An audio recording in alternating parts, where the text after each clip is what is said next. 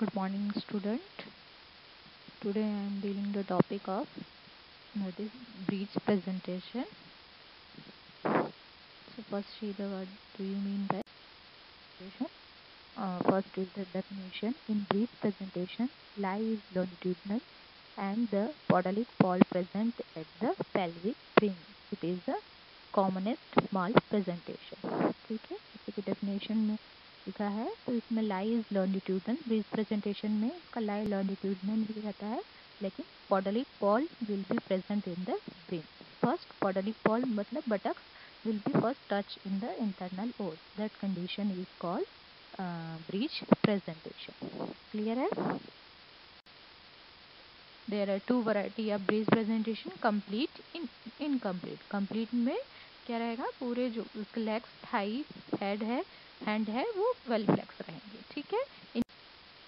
के होते हैं ब्रीज विथ एक्सटेंडेड लेग, जो कि आप देख रहे हैं जिसमें एक्सटेंडेड लेग रहेगा, उसको फ्रैंक पोजीशन भी कहते हैं. ठीक. Footling presented when the foot is present is a presenting part, that condition is called footling presentation. Third is knee presentation, when knee is presenting the presenting part, that is knee presentation. Now next is etiology of breech presentation, that is very important. Breech presentation podalic pole क्यों होता है baby का? एक तो pre mature, ठीक है, baby pre mature है, baby का साइज छोटा है, तो ठीक है वो ब्रीच प्रेजेंटेशन में रहता है. ठीक है. Now next is a factor that preventing the spontaneous version. ठीक है. तो देखिए नॉर्मल जो स्टार्टिंग के जो 3 मंथ रहते हैं, 4 मंथ रहते हैं प्रेगनेंसी के, उसमें क्या होता है बेबी एक ही पोजीशन में नहीं रहता है, नॉर्मल पोजीशन में रहता है, वो ब्रीच प्रेजेंटेशन में रहता है, लेकिन वो जैसे जैसे बेबी डेवलप होता है नॉर्मल पोजीशन में आ जाता है. लेकिन कुछ कुछ ऐसे कारण होते हैं जिसके कारण नॉर्मल वर्जन अपने आप वो वर्जन नहीं होता है, स्पॉन्टेनियस वर्जन नहीं होता है. तो कौन कौन से कॉजेज हैं जिसके कारण स्पॉन्टेनियस वर्जन नहीं होता है? एक तो ब्रीच विथ एक्सटेंडेड लेग है, ठीक है, जो कि मैंने बताया इनकम्प्लीट ब्रीच का एक पार्ट है. ब्रीच विथ फ्रैंक पोजीशन है, एक्सटेंडेड लेग है, वो वाला बेबी रोटेट नहीं हो पाता है. ठीक है. ट्विंस बेबी है, ठीक है, तो वो रोटेट वर्जन नहीं होता है नॉर्मल. ओलिगोहाइड्रोमनियास है, ठीक है, ओलिगोहाइड्रोमनियास मतलब एमनियोटिक फ्लूइड अगर कम है, ठीक है, तो वो क्या होते हैं, रोटेट नहीं हो पाते हैं. रोटेट होने के लिए बेबी को पोजीशन चेंज करने के लिए एमनियोटिक फ्लूइड की ज़रूरत होती है, जब अगर नहीं हो तो वो रोटेट नहीं हो पाता है. ठीक है. Now congenital malformation of the uterus है, परफोरेशन है, ठीक है, यूट्रस में, तो वो एक कॉजेज हैं जिसके कारण स्पॉन्टेनियस वर्जन नहीं होता है. शॉर्ट कॉर्ड है, कॉर्ड का लेंथ कम है, ठीक है, तो उसके कारण बेबी रोटेट नहीं हो पाता है. ठीक है. आईयूडी या फीटस है, बेबी की डेथ हो गई है, ठीक है, तो एक ही जगह पे ही वो रह जाता है और नॉर्मल वर्जन नहीं हो पाता है उसका. क्लियर है? Now undue mobility of the foetus. कुछ कुछ ऐसे कॉजेज हैं जिसके कारण क्या होता है, बेबी ज़्यादा मोबिलिटी करते हैं, ज़्यादा फ्लॉट करते हैं, ठीक है, यूट्रस में. जैसे कि हाइड्रोमियास, अगर एक्सेसिव एमनियोटिक फ्लूइड हो गई तो उसके कारण भी बेबी का पोजीशन चेंज होता है, और या फिर पोस्टीरियर पोजीशन में चला जाएगा अगर वर्टेक्स है तो, या फिर ब्रीच प्रेजेंटेशन में आ जाता है. ठीक है. और मल्टी पैरा है, ठीक है, लैक्स एब्डोमेन है. मल्टी पैरा लैक्स एब्डोमेन, जो 4th या 5th बेबी डिलीवर कर चुके हैं तो उनके एब्डोमेन लैक्स रहते हैं, मतलब साइज में बड़े हो जाते हैं, तो उनके कारण वो ज़्यादा फ्लोट करने लगते हैं और पोजीशन चेंज हो जाता है. ठीक है. और क्या कॉजेज होते हैं ब्रीच प्रेजेंटेशन के? फीटल एबनॉर्मलिटी है, congenital abnormality of the foetus है, उसके कारण हो सकता है. रिकरेंट एंड हैबिचुअल ब्रीच है, ठीक, इससे पहले अगर हिस्ट्री है ब्रीच प्रेजेंटेशन का, ठीक है, उनकी मदर का, सिस्टर का, तो उसके कारण हो सकता है.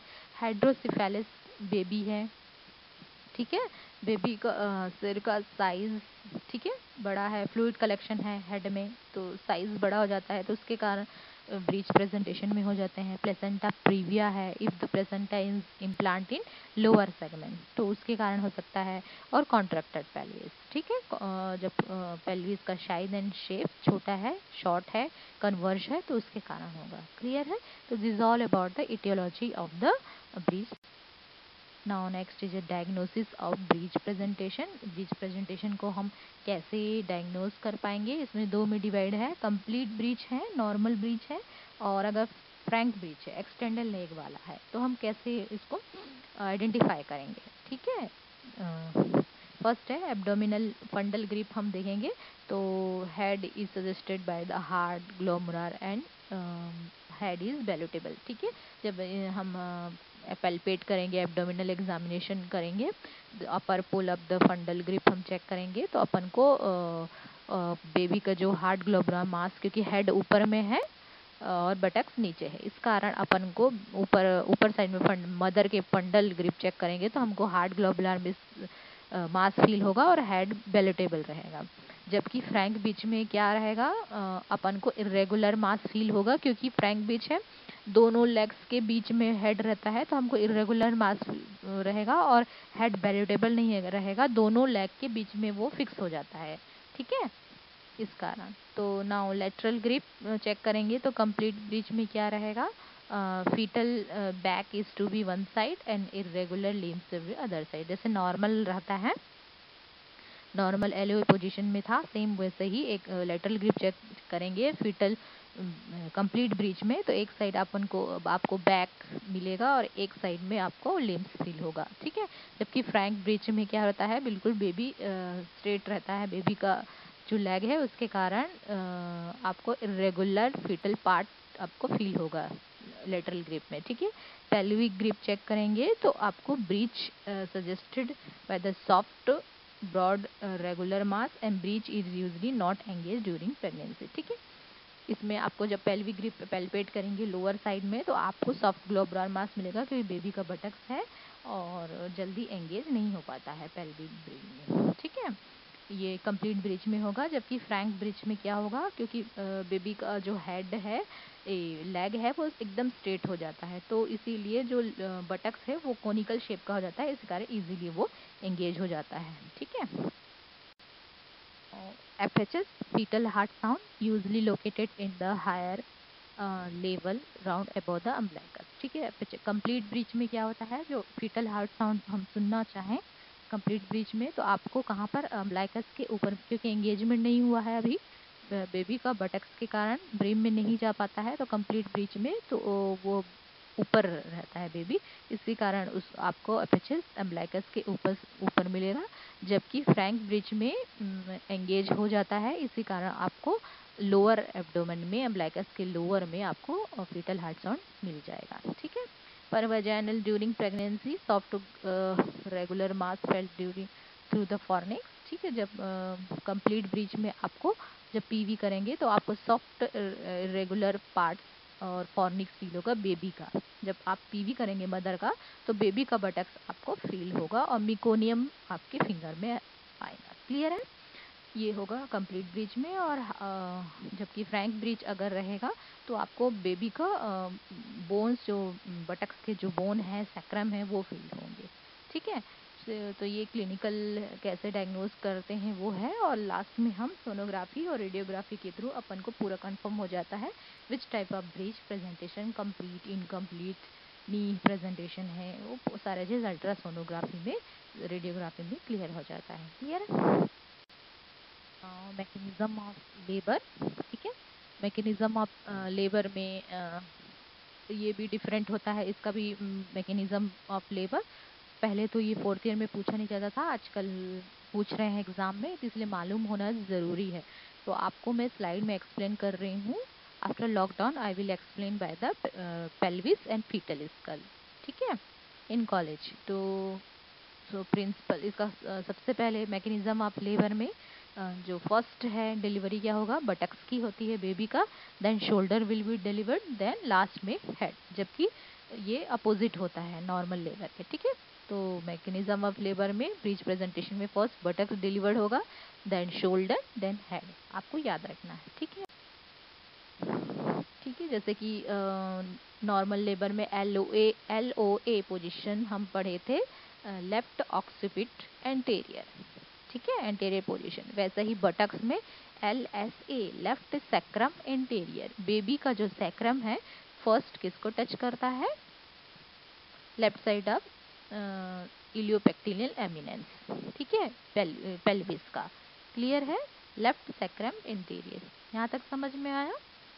नाउ फर्स्ट बटक्स का एंगेजमेंट होगा, ठीक है। तो जैसे कि हेड का जब एंगेजमेंट होता है तो सब ऑक्सीपिटोब्रैगमेटिक डायमीटर होता है, ठीक है, दैट इज 9.5 सेंटीमीटर, ठीक है। जैसे हेड का जब होता है एंगेजमेंट नॉर्मल लेबर में, ठीक है, एलओ पोजीशन में, जबकि ये एलएसए है इसीलिए इसका एंगेजमेंट ऑब्लिक डायमीटर होगा और उसको कहते हैं bitrochanteric, that is 10 centimetre long, ठीक है। फिर डिसेंट होगा, इंटरनल रोटेशन होगा, इंटरनल रोटेशन में 1/8 of the circle just behind the symphysis pubis baby rotate होगा बटक्स, देन डिसेंट होगा, then delivery of the trunk, मतलब up to umbilicus baby delivered हो जाएगा, ठीक है। ये नॉर्मल, कुछ ऑब्स्ट्रक्शन नहीं होगा, नॉर्मल लेबर में ये हो जाएगा, क्लियर है। अब नॉर्मल भी बहुत सारे ऑब्स्ट्रक्शन होते हैं, बेबी का नॉर्मल ट्रंक डिलीवर्ड नहीं होता, वो आगे जाके मैनेजमेंट में आपको एक्सप्लेन करूंगी। ये नॉर्मल ब्रीच प्रेजेंटेशन का डिलीवरी का है, ठीक है, मैकेनिज्म ऑफ लेबर का, ठीक है।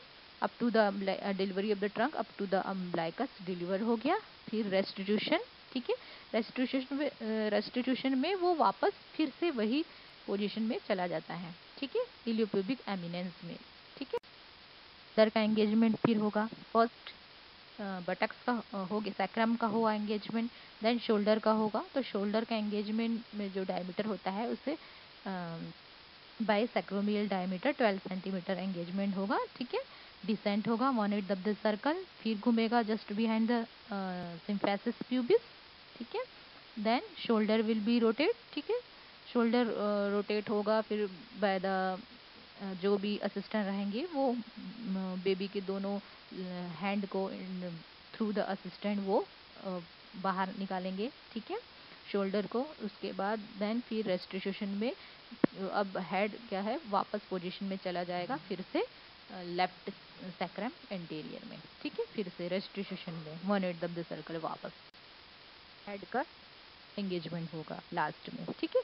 The head engagement diameter of the head suboccipitofrontal that is 10 centimetre, descent होगा, इंटरनल रोटेशन वापस सिम्फेसिस प्यूबिस में आएगा, देन फिर descent, the head will be delivered by the lateral flexion, ठीक है। तो ये normal mechanism of labour mechanism of labour in breech presentation है, ठीक है। लेकिन इसमें बहुत ऑब्स्ट्रक्शन होते हैं ब्रीच में, मैनेजमेंट है क्या क्या वो आगे मैं आपको क्लियर करते जाऊंगी, क्लियर है। Now management of vaginal breech delivery, ठीक है, क्या क्या मैनेजमेंट हमको करना है। First stage vaginal examination is indicated, IV fluid Ringer solution start करना है, ओरल इंटेक देना है, ओरल इंटेक अवॉइड करना है, सिप ऑफ वाटर आप पेशेंट को दे सकते हैं, ब्लड क्रॉस मैच चेक करना है और कलेक्शन करके रखना है, क्योंकि सीएस सिजेरियन सेक्शन इमरजेंसी में करने की नौबत आ सकती है। Adequate analgesia is given, analgesia देना है अकॉर्डिंग टू डॉक्टर ऑर्डर, ठीक है। Foetal status and progress of labour आपको चेक करना है, डॉपलर से बेबी का फीटस चेक करना है, progress of labour, cervix dilatation, amniotic fluid rupture है कि नहीं, वो सारा चीज़ ऑब्जर्व करना है। ऑक्सीटोसिन इन्फ्यूजन स्टार्ट करना है अपन को for, so this is all about the first stage of breech presentation labor. Now second stage में हमको spontaneous normal delivery हो सकता है, ठीक है, और उस अगर spontaneous नहीं होता है तो हम assistant breech करते हैं। assistant में हम क्या करेंगे आगे मैं बता रही हूँ, उसके बाद breech extraction करेंगे, ठीक है। तो spontaneous में इससे पहले mechanism अभी जो मैं बताई वो सारी चीज़ें आप लिखेंगे, ठीक है। assistant में अब बता रही हूँ, assistant breech delivery में, ठीक है, never to rush and never to pull, ठीक है, अपन को हार्ड एंड फास्ट कुछ नहीं करना है, ना ही पुल करना है, ना ही ट्रैक्शन देना है, we have to allow the normal delivery, ठीक है। प्लेस द लिथोटॉमी पोजीशन, ठीक है, लिथोटॉमी पोजीशन देना है, antiseptic cleaning is episiotomy ready करके रखना है और देना भी है, ठीक है। Patient encourage to bearing down as a expulsive force, patient को हमको बोलना है कि वो अपनी तरह से भी एफर्ट लगाए, ठीक है। Delivery of the trunk up to the umbilicus is born, ठीक है, जब बेबी का बटक से वो बाहर आ जाता है अप टू द अम्बलाइकस, ठीक है। उसके बाद delivery of the arm by the assistant, जो आर्म्स हैं बेबी के हेड है वो एक्सटेंडेड हो जाते हैं, जो हाथ हैं एक्सटेंडेड रहते हैं वो बाहर नहीं आ पाते हैं, उसके लिए अपन को असिस्टेंट की ज़रूरत पड़ती है। वो असिस्टेंट अपना फिंगर इंट्रोड्यूस करके बेबी के एक हैंड को इंट्रोड्यूस करेगा, फिर दोनों हैंड को रिलीज करेगा, क्लियर है। देन अब हैंड इंट्रोड्यूस करने के बाद अपन को हेड, अब सबसे क्रूशियल मेथड है हेड डिलीवर्ड करना, ठीक है, बहुत ही मुश्किल होता है। तो उसके लिए हम 3 मेथड जनरली यूज़ करते हैं हेड डिलीवर्ड करने के लिए ब्रीज प्रेजेंटेशन में। एक तो होता है Burns Marshall method, forceps delivery and malar flexion and shoulder traction. ठीक है, ये 3 चीज़ हम जनरली हेड डिलीवर्ड के लिए यूज़ करते हैं। ये प्रोसीजर आगे मैं बताऊंगी। ठीक है, जब ये मेथड तीनों में से एक मेथड यूज़ करेंगे हम और बेबी का हेड को डिलीवर्ड करेंगे। उसके बाद जैसे बेबी का हेड डिलीवर्ड, बेबी आउट होगा, रिजल्टेशन ऑफ द बेबी का जो न्यूबॉर्न केयर है जो आपको बताया गया है वो पूरा लिखिएगा एग्जाम में। ठीक है, क्या क्या न्यूबॉर्न केयर करते हैं। उसके थर्ड स्टेज ऑफ केयर में हम क्या करते हैं, प्लेसेंटा डिलीवर्ड होता है, उसके बाद हम क्या करेंगे। ठीक है, वो सारी चीज़ें आपको लिखना है एग्जाम में। एंड फोर्थ स्टेज में आपको observation of baby and mother, ठीक है, एंड एग्जामिनेशन ऑफ प्लेसेंटा, उसके बारे में आपको फोर्थ स्टेज में डिटेल से लिखना है एग्जाम में। ठीक है, आप देखिए कितने मार्क्स का आया है, उसके हिसाब से आपको लिखना है। क्लियर है।